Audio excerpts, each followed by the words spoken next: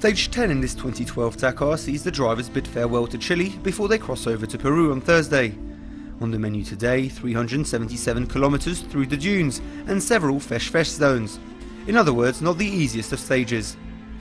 In the overall standings, two Frenchmen are in the lead, as Stéphane Petter-Ansel tops the car leaderboard, while Cyril Desprez is ahead of Marc Comer in the motorbike category, 2 minutes and 28 seconds ahead of the Spaniard. Since the start of the race in Mar del Plata, both men have dominated the competition, claiming 6 out of the 8 stages, leaving only Francisco Lopez and Elder Rodriguez with a single stage win each. On kilometre 161, however, the two KTM riders drift off the initial course. Having found their way back a few minutes later, both men nevertheless lose precious time, and one man will make the most of it. Joan Barret-de-Bort. The youngster is one of the riders on the rise in this Dakar. Always in the shadow of the two leaders, the Spaniard does not put a foot wrong on Wednesday, despite a foot injury sustained after only 35 kilometers in this stage. Bort claims the stage win in 4 hours, 18 minutes and 43 seconds. 1 minute and 32 seconds later, Marc Comer crosses the finish line, while Cyril Desprez has to settle for third, over 3.5 minutes adrift of today's victor. With his first stage win in the Dakar, following 3 finishes in the top 5 in previous stages, Joan Barret-de-Bort will definitely be a force to be reckoned with for the overall standings in future competitions.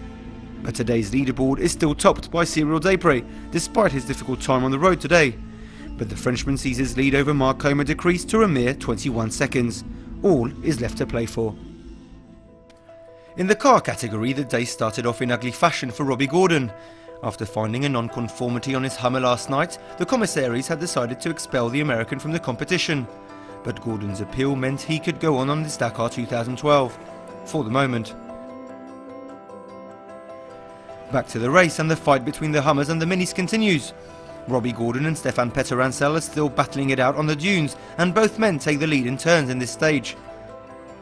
But once again, the American team has its share of bad luck, as Gordon makes a costly mistake and damages the front side of his vehicle. An opportunity to seize for Petter-Ansel, who could increase the gap at the top of the leaderboard and even target the stage win in Arica. But the Frenchman is not alone, as his mini teammate Nani Roma has been in scintillating form in recent days. Consistent since the start of the rally, the Spaniard is impeccable in this final Chilean stage, and in the end, he beats Petter-Ansel to the finish to claim the 5th stage win in his Dakar career.